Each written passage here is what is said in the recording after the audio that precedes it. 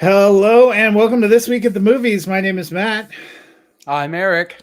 and we came straight out of the spice fields to give you a report on this week's major new release, the first great film of 2024, Denis Villeneuve's Dune Part 2, which was the major release this week, dropped on Friday. It is the second film in a planned three-film adaptation of Frank Herbert's novel Dune.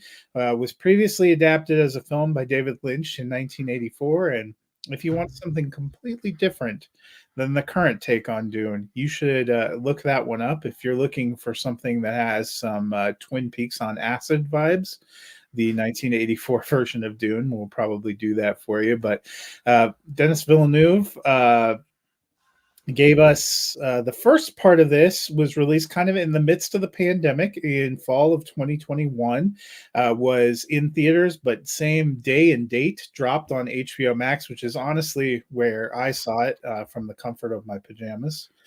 Uh, Mm. but this one, definitely a spectacle that you should see in theaters if you can. In a premium format would be even better. I saw it on what is our version of IMAX at the theater here, and I was not disappointed by that decision. I really love this one. I'm giving it 2 thumbs up. Eric, I took it that you enjoyed your trip to the spice field as well. Yeah, if I could give 3 thumbs up, I would. I'll move Um. over.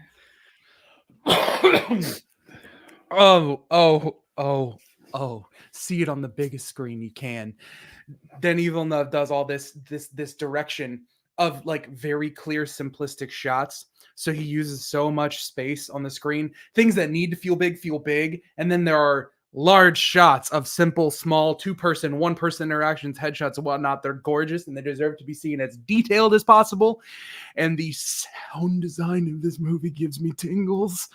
Like everything from the soundtrack choice, which I never get bored of, like the big like operatic like singing or whatever for Arrakis and all that, and the like voices. I'm gonna get into this for a little bit, but Austin Butler using a dialect coach to sound like Stellan Skarsgård was a stroke of genius. I think he was incredible. And Paul Atreides, like Timothy Chalamet is amazing. He like as far as watching a character grow from like someone caught up in the waves of something going on around him to being like a lead in something, he was astounding. Like I am floored. This is the kind of movie that's like I feel like it's bigger than me when I'm watching it. Like I can have an opinion about it, but it's like not, it's like a myth, I am so happy with so much of what I saw. I will say a little bit of like if I have to critique a bit of it, I think they put so much effort and they did such a great job with Austin Butler's Fade character, but that's still, it feels like a decent amount of things that happen with him happen off screen, like a lot of his conquest of the planet, and there are, like, oh, I had this interaction with him, his bloodline is secured. And like, I don't really need that to happen off screen. It is really intimidating to just hear about it. I don't know if we needed to see that. I was trying to Right. think. I don't think there's been It just a felt quick. sex It scene felt like, in any of Villeneuve's films. They no. sort of don't even give you. They kind of even yada yada Paul and Yeah. Yeah. Jay. I And just, yeah, yeah. it's almost like up until his most recent one, you don't really see that in Christopher Nolan films either. Yeah. Sometimes they know what they want to do, and that really isn't. He's Yeah. some of his films are in French, but he's French Canadian, not truly. Yeah, there you go. So he's like apologizing. Sorry. No. Anyways. No.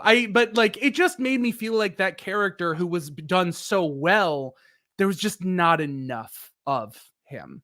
And that's really it.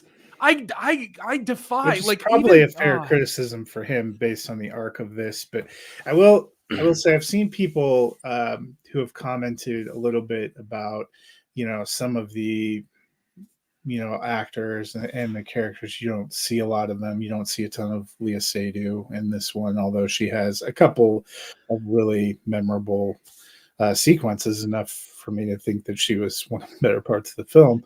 You don't see a ton use with Florence Pugh's character, Mm-hmm. or Christopher Walken, but this is not the end, and they don't totally factor into all of the action in this one. And if you think back to the first Dune film, you get this, hey, this movie has Zendaya and has Javier Bardem, and you know what? They're in it for about 10 minutes of a 2 hour and 40-minute movie, but they're in it a heck of a lot now Mm-hmm. as you kind of move through. And so you have to plant the seeds to Yep. move forward. That has But commonly happened when you have like ongoing series. You probably have noticed I didn't really attempt to recap the plot here because I don't it's so overly complex that really yeah. you're going to watch this, and this is not one of those where, hey, Well, you could jump into the middle part of. You have got to go back and watch the first one if you've not seen it to jump into you this one. okay.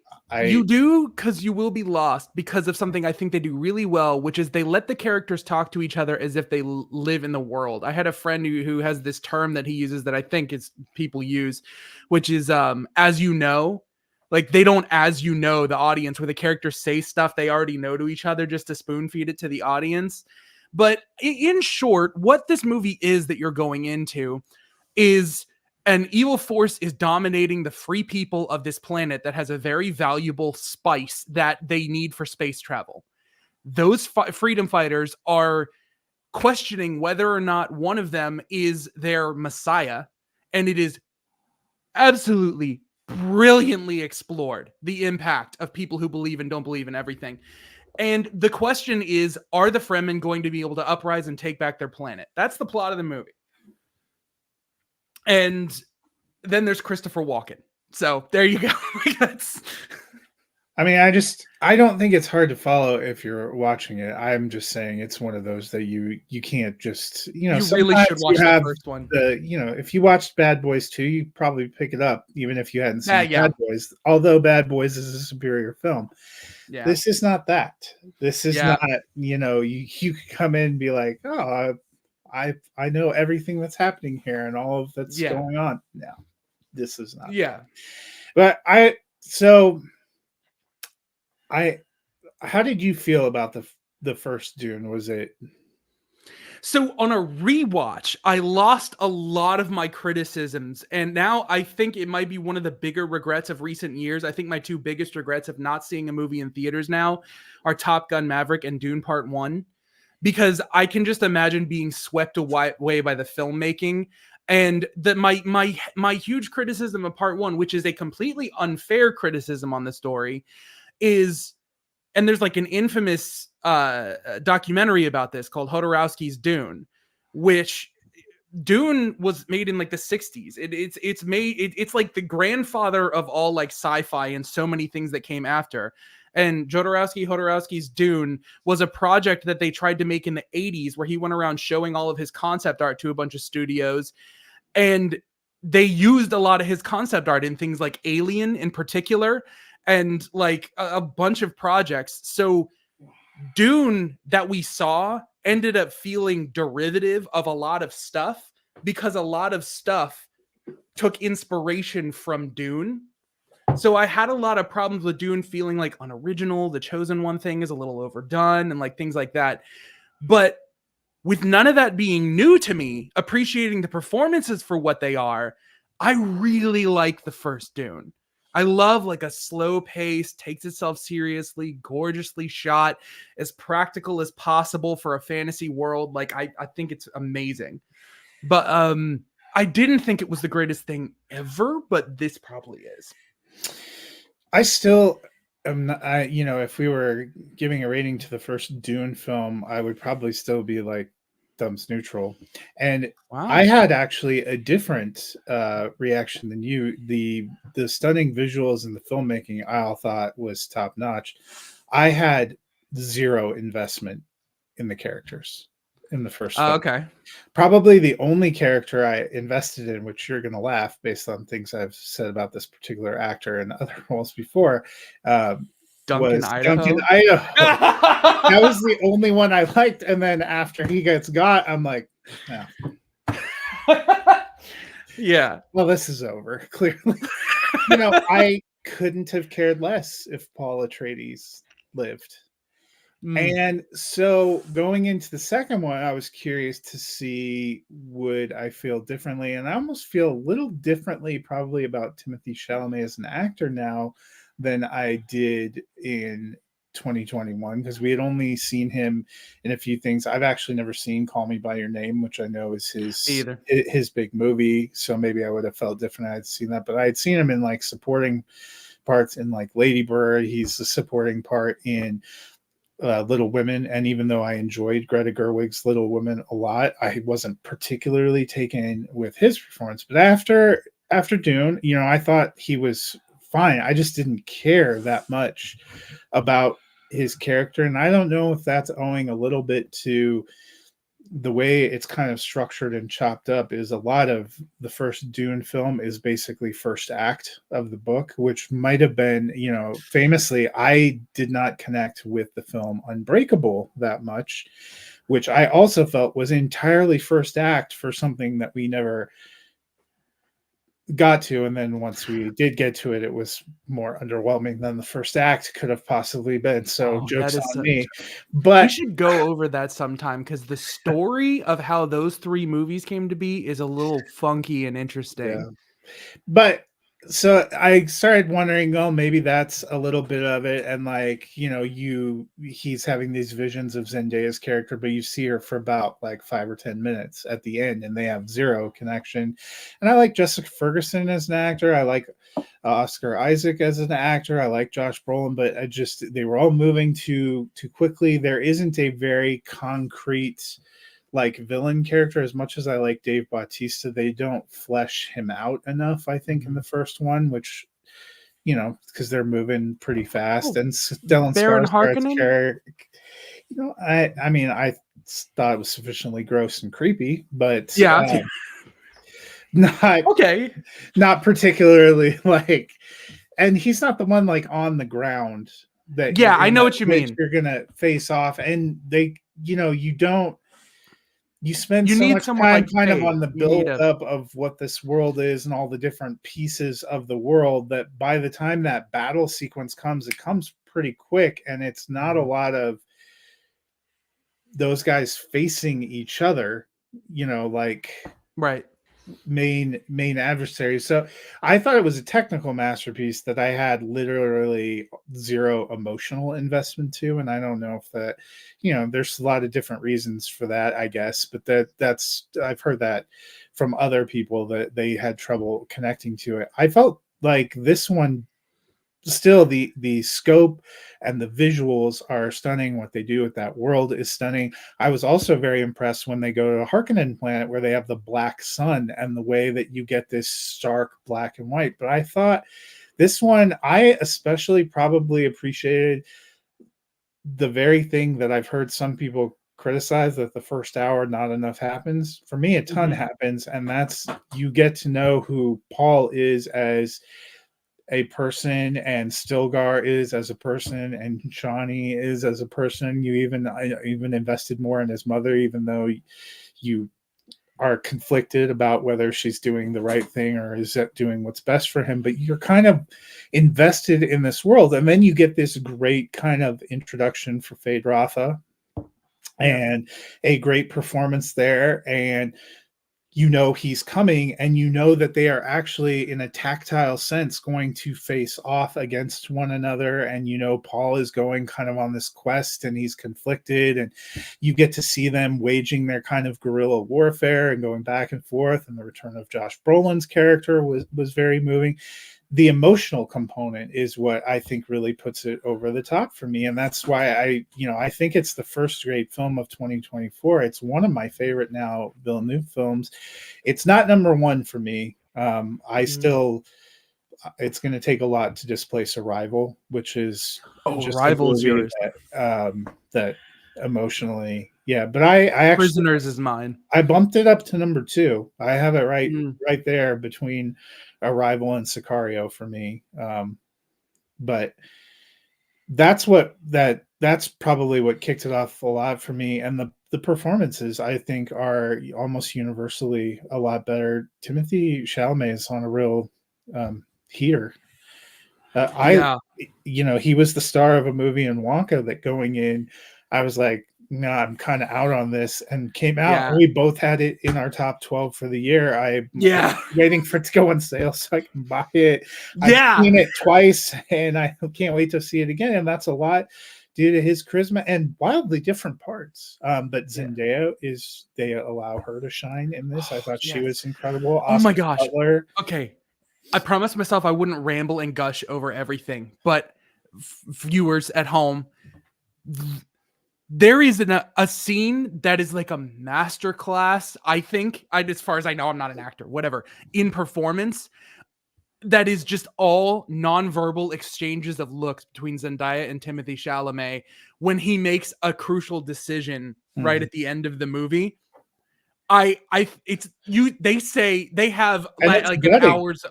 It's all. It's It's rightly gutting because they spent the time and they built up that really, and I guess that's probably a little bit. I don't know if you got enough in the first one, probably because they had to do a lot in world building and setting all these pieces in motion and all this while, but you didn't have a lot of time where they got to know each other, and it was, I thought, a credit to Jason Momoa in the first movie that even though you only see Duncan Idaho like 3 scenes, he's so charismatic and you tell how Mhm, much he cares about them that you're very invested in him. mhm. I just wasn't at that point in time. I was like, I'm not sure why he's so invested in Paul. But now you kind of, you start to see it, you start to get it built up more, and I liked that a lot about this installment. So, Yes. do you have any more to add about Dune? I have a question for you. Yeah. Th- The book is over. Mhm. Uh, what do you think? What do you think Dune Part 3 is going to be? Well, I'm sure they're going to finish the first, but aren't there multiple books? There are, but that's the thing. Like that, choosing which ones to adapt has been a trick in a lot of adaptations. Like the television adaptation of Dune did, I think, like the first one, and whichever one Children of Dune is. I know it's not the second one, and it's very bizarre to think this is a series that only got bigger. There's no real clear through line towards an end goal here, so they're going to have to adapt it I somehow. thought that I read that they were doing Messiah, which looks like it's actually the second book. Okay, so is But that going to be all in one movie? Because well, he said it was a plan to have 3 films, as far as I understand. I don't, going into the first one, I thought we were getting one movie, and then mhm, it was clear that that's not the ending. It's like, well, I guess they're making two, and now, yeah, well, I guess they're making three. I mean, it could be too that they're. This sounds weird. Waiting to see reaction, because for as much of a success as Dune was in some aspects, it won 6 Oscars. It mhm. was pretty well regarded because of the release structure. You forget it barely made, I think, 100 million total, which I know that sounds like a lot of money, but for a film of this kind of scope and scale, it's not that You much. mean that's nothing? Like, is that you mean 100 million over what it cost? I think they were talking about it's already pretty close to matching the original one's box office. And you have to remember, though, that was right when we had this. It was Oh, that released was right in the middle of COVID. the surge of COVID, and it got released on. Yeah, it took a So hit because of I'm looking HBO. up the exact box office if I can find it. Okay. But I Well, so while you're they looking might that have up, been waiting to see how this one would do commercially, and by all accounts, it's done pretty fantastic for. mhm, yeah, I mean, it's I I just 178, I finished. think, worldwide right now. This podcast isn't going to be out for maybe like another week or so. but I just finished recording another podcast with a friend of mine. We do the High Contrast podcast, and we were talking about Dune, and what we looked at by looking over all of the critical reactions, out of 700,000 reviews on IMDb, it comes off at like a flat B. And all of that's because all of them range sporadically from like a 100% A down to a barely passing C, and that just happens to land in the middle. And I brought up with him there, it looks like with the first Dune, because of so many things going on, it was like a new thing, and it hadn't really found its audience, and people from all over had all kinds of different reactions to it. And I was really curious, now that it had 2.5 years to set in people's minds, what was the response going to be? And Dune Part 2 is now the highest ranked movie of all time on IMDb, beating The Shawshank Redemption. I don't know if it'll stay there though, because Probably not. that's the initial wave. So the first film budget was 165 million. Its United States and Canadian gross total was 108,897,830. It ended up with 433 million because of worldwide, but it was less than 110 for US and Canada. Yeah. Which usually that's a fair chunk against a $165 million budget. That's not incredible. But now this installment already, they said, was 97.1 domestically for opening weekend. So it's going to easily crush past where it was. And I think it probably is just a film that didn't get any favors in where it got released when it got released. Yep. So I think we both really enjoyed Dune Part 2 and would suggest you going out and seeing it in theaters. I will be curious too to see where the final grades end up settling out. I think it'll still be high. I don't know if it'll remain like number I don't think it's going to be perfect, but it surged is to that position going into opening weekend, which means you have a lot of people that are hardcore fans that had seen preview screenings or are critics. Yeah. So we'll see. 1 week from tonight is the 96th Academy Awards. The Oscars will be no, because there's 95 Best Picture winners already. So I'm pretty sure it's got to be 96, right? Probably. Yeah. I thought you were saying it's the 95th, but there are no. There are 95 Best Picture winners. Okay. No. So it is a week from tonight. I don't know. You're gonna know more than I would. So at this point in time next week, we will not be on because we will be getting ready for the Oscars. So we wanted to take tonight to get you set for the Oscars. They kick off 7 Eastern next week. So actually they will be on at this time next week. We'll already be seeing who some of the winners will be. So that will be a little bit exciting. But we wanted to make our final picks in a couple of the major categories. Have you seen all the Best Picture nominees at this point? I believe I have, yeah. Yeah, because I think we had covered a lot of them. Ironically, this was a year where we were pretty close in there. 7 of the 10 Best Picture nominees were films that I had in my top 12 when we did it for 2023, and I think you had a couple of the ones I didn't. So we covered a lot of them, but I'm actually going to go backwards of the list the way I put it in there. We'll end, but Best Animated Feature, we've seen The Boy and the Heron do pretty well. I'm sticking with Spider-Man Across the Spider-Verse, and I don't know if that's more of a heart pick than a head pick, but okay, are we doing what you think will win or what you want to win? Because I put in some double. I'm picking what I think will win. Okay, that's what I'll go off of then. Although, that one could go either way, with those movies. But I think it will repeat.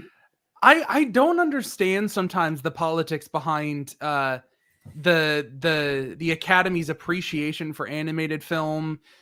Sometimes it feels like a category that they use to write off a publicly popular movie, and sometimes it feels like the Pixar Awards. and sometimes it feels like they're trying to Well, and respect something like The Boy and the Heron. it was a really strange nominee field this year because like Robot Mhm. Dreams, which doesn't even really get a wide release until a little bit later this year, made Mhm. it in there, and that is an interesting, decidedly different kind of animated film, and a film like Nimona, which I thought had kind of been I actually lost, had really been behind, makes the final field. Aside from which is Spider Verse weird. and Elemental, they kind of went with more indie animated choices, while the kind of populist picks is something like Wish or Teenage Mutant Ninja Turtles Mutant Mayhem. I feel like there's one other one that I'm forgetting, just didn't make it into the final field. So I thought that was kind of a little bit interesting. We'll see how the voting ends up, but Spider-Man Into the Spider-Verse was an incredible film that won this category. I think the sequel is a worthy follow-up that will go in. I wouldn't be shocked if Boy and the Heron takes it. If it isn't one of those two, I will be genuinely Really surprised. surprised. Yeah. If it's Nimona, I'm gonna be flabbergasted. Like, Not I that that like wasn't a Nimona a cool lot. movie, but yeah. Yeah. But then it just feels weird. Let's transition to Best Supporting Actress. Who do you think is going to get the victory? Okay, actually, I'm still a little split on this one because I feel like there are definitely. I don't feel like there would be so many nominations for Barbie if there wasn't a potential for it to win somewhere. And obviously, there are a lot of people who feel that they've snubbed Greta Gerwig and uh, Margot Robbie in their categories. So I feel like just because you have your pick, I'm going to go ahead and say America Ferrera. So every year we get a few films that get a lot of nominations that don't end up winning any awards. So that wouldn't completely surprise me. However, I think Barbie will most likely win Best Original Song for What Was I Made For, and will Okay. probably win Production Design. Divine Joy Randolph has won at almost every level, including SAG. Mhm. And that's usually one of the better predictors. I thought she gave a fantastic performance. I've been a little, I loved America Ferrera, so I would love that. I also really enjoyed Danielle Brooks, who's in this category. I think any of them, a real dark horse potentially could also be Emily Blunt, just because I expect Oppenheimer is going to carry so much. You never know if people are just going to go. But I do think Divine Joy Randolph has been winning everywhere and will probably carry the day again. Yeah. Um, let's move to Best Supporting Actor. I'm going with Robert Downey Jr. He has, like Divine Joy Randolph, won every award leading up to this. I liked his performance. I think if it was down to personal preference, I might have gone with Gosling, but I think that Downey's going to end up taking it. I actually think I don't know how it follows from like predictors from other award seasons and things like that, but my gut tells me that Ryan Gosling is winning this.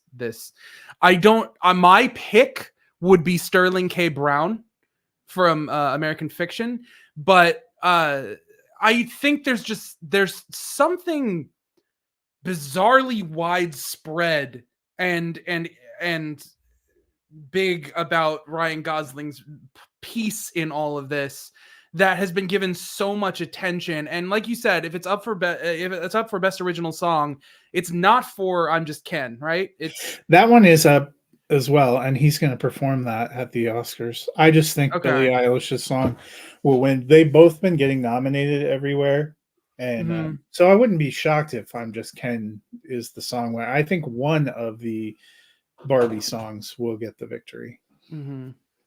Yeah, I mean, I wouldn't be surprised if it was Robert Downey Jr., but I've got a feeling about that one. We'll move to Best Actress, and who are you going with?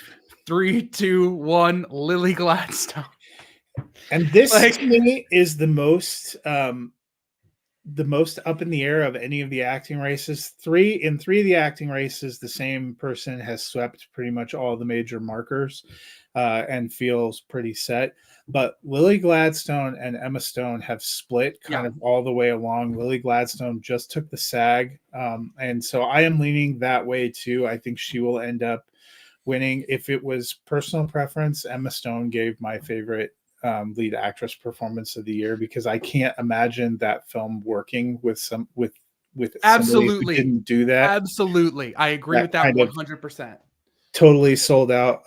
Lily Gladstone is an incredible story, and was an incredible performance as well. Either of them, I think would be great choices. And we aren't even talking about, it's such a great category. Like, I loved Carrie Mulligan, and Mhm. I think she's one of the most underrated actresses. I just don't. I I I think it's a think two that person race right now. I think that movies may be a little overlooked. There's been a Maestro. huge backlash against Maestro, Has there? in during award season, and so I legitimately think it will end up going awardless, even though it has 7 nominations. Weird. I it's hard to it right now. It feels like it's going to be a lot of awards for Oppenheimer, and a couple other films are going to get some awards, but we may not have a whole bunch. Some years you have like six, feels like 6, 7, 8 different films kind of popping up and getting recognition through the Academy Awards. I don't think it's going to be quite as widespread this year. Mhm. Which brings us to Best Actor, and I think Killian Murphy is going to take it. Yep, me too. Killian Murphy was he's probably going to win. Jeffrey Wright, and hear me out on this. Well, I'll explain this more after the best director picture one, but it's going to be Killian Murphy, I think. Which brings us to Best Director, and I thought this was a fitting picture. I think these two guys kind of wedded together. I think that this is finally going to be Christopher Nolan's year. Mm-hmm. Yep, I absolutely think it would, and I think he super deserves it. And that's the thing for me is Killian Murphy is incredible in that movie, but the star is Christopher Nolan and his production. And so I really think Jeffrey Wright would be, just if you're just focused on what the lead actor has to bring to a movie, I really feel like that's the role that I think deserves Best Actor. But Killian Murphy's going to take it, and Christopher Nolan is going to take and deserves the Best Picture. I think it's just, I think that's, So I can't even. you think Best Picture is going to go to Oppenheimer? Yeah. Yeah, I also think Oppenheimer's going to win. If you had to pick a dark horse for Best Picture, which would you go with? Okay. Split. Because depending on what else it's gotten, I don't think it's impossible for Barbie to take it. I really, honestly, I don't think that they're going to do that. But if you're saying dark horse pick, um, but I mean, for me, American Fiction. I was absolutely blown away by that movie's writing and the supplementary, like, just vibes and feelings and direction of the whole thing. It wasn't the achievement that like Oppenheimer was in terms of filmmaking, but I don't think it needs to be just for it to be just a really powerful, personally kind of movie. So yeah. So for me, um, the one that I think could end up being a dark horse for Best Picture, and I don't know why it's just been a nagging thought that I've had, is Anatomy of a Fall, which is only not in the Best International Feature competition because France decided to put up something else. I actually think Anatomy of a Fall, we've seen it win writing, directing awards in different places. I think that it probably will win Best Original Screenplay for Justine Triet and You know Arthur. what? I don't hate that. Well, like, if you watch earlier today, I did a video which you guys can find on our channel where I ranked my ranking, personal ranking for the Best Picture nominees, Yeah. and I have that one 10 out of 10. It's by far not my favorite, but there are some really hardcore ardent fans out there, And and I get it. It's just I at a mean, certain point, well, you're going dark horse here. how good is too good of a job doing what you're doing? Like congratulations. You very successfully got a dog to perfectly simulate that traumatic experience that I had to sit through. Like, great job. A for effort. Like, I don't know. It's just it's so weird. I mean, it'll be interesting to see. I think Oppenheimer's pretty well got it. There are some interesting choices in there. It's just if we're going for like true dark horse that What are all of the best picture? What are the nominees? so Anatomy of a Fall, The Hmm. Zone of Interest, The Right. Holdovers, Killers of Uh-huh. the Flower Moon, American Fiction, Maestro, Past Lives, Poor Things, Oppenheimer, and Barbie. Just I can't even I was going to pick 2 or 3 from that list, but just look at that list. Like, look at that list. In a year where Anatomy of a Fall wins, and you But have something as original it as won the Poor Palme Things, d'Or. great for it. And it probably deserves it. That's great. But I'm just saying, in a world where we're talking about what was the best movie that came out this year, you have a better example in terms of like cultural references and a message about interpersonal people in American fiction, and you have better imagination and originality in Poor Things, and you have monumental filmmaking achievement in Oppenheimer. You have in every way that a movie can be better. I think there is an example of a better movie on that list. I don't I oh. There are a couple of Barbie would be one. Past Lives for me would be another. If it Mm, won Best Picture, that I would I would walk away okay with that. mm, I thought Anatomy of Fall was a fine movie. If we were doing it, I I thought it would was give it very good. I would give it a thumbs up. You're right to me that given the field and given the things we saw that year, I would not be as super psyched if it won Best Picture. I'm not saying that's what I want to win. I just feel like Right, right, right. when you're But like looking at dark you got a weird horses and feeling. what people seem to have been drawn to, Mhm. in taste and in everything. When films start winning a lot of writing directing awards, then you know that they are somewhere somewhere in the conversation. Yep. Yep. So it will Oh be man, I'm gonna be interesting to upset. see. Well, I'm sure you've not be texting each other at this point in time next week. Like, Right. can you believe this? Why was Yeah. Jimmy Kimmel's monologue 37 minutes when we have no? Just kidding. Yeah. I'm excited to see some fun things. I'm excited to see the original song. There are so many great and worthy nominees in so many fields. That makes me excited. From Mhm. I usually try to see as much as I possibly can. I've seen, I think, almost all the shorts now, too. I've seen all the documentary shorts. I think I've seen That's four cool. of the live action and four of the animated shorts. There are some fun and interesting films, some fun and different things, in animated features and international features. The documentaries are almost all depressing, so you're welcome, America. Yeah, but that's the thing. I think it's worth noting that I'm sorry, like with the last couple of weeks of movies that have come out, it's sort of slim pickings for 2024 right now. So why not get caught up for Oscars? You Yeah, know? and a lot of places have Oscar week passes where you can check out the Best Picture nominees if you haven't seen them. A very worthy slate this year to go and check out.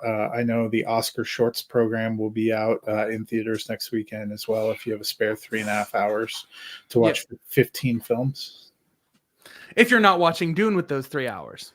that's true. It is. Well, it's a little bit longer than Dune. Dune wasn't quite 3 hours. It It was what, wasn't. It two was hours and 45 merciful. minutes. Yeah. Yeah. I feel like we're trending toward longer films. I mean, even look at that Best Picture field. There are quite a few that are in the Mm, 2.5 hour plus range. Or Killers of the Flower Moon, I think, is 3.5 hours. yeah. So there you go. Well, that'll do it for us this week. Like I mentioned, we will not be on in this slot next week because we will be watching the Oscars. Yep. We will be back on St. Patrick's Day. That was terrible, but I tried. We will talk about Damsel with Millie Bobby Brown, which is coming to Netflix next week. And then we will be looking back at a St. Patrick's Day classic in The Boondock Saints, which, to make me feel incredibly old, is now 25 years old. But not 30. Thank God, because that was the year I graduated from high school. Oh, okay. So until then, we will see you on the spice fields of Arrakis at the movies.